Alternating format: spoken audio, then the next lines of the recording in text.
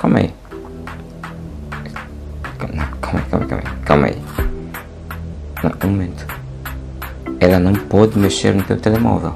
Ela não pode ter acesso ao teu telemóvel, é isso? Uau! Então ela escala, ela conhece o teu corpo. Tão bem.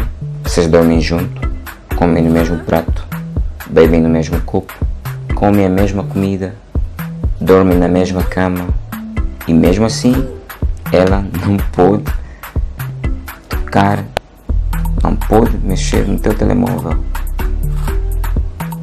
Ok. Estranho, hein? Muito estranho.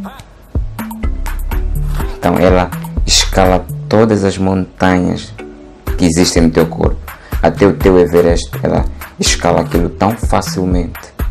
Ela explora dia e noite, desde a tua floresta da Mayombe até a tua Amazônia.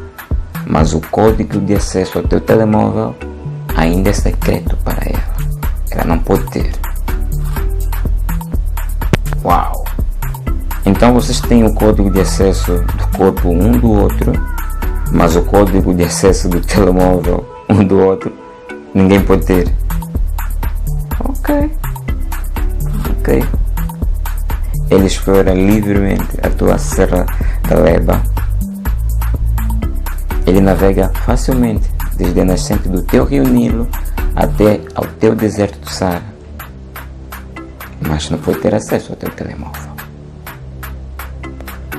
Essa geração é problemática.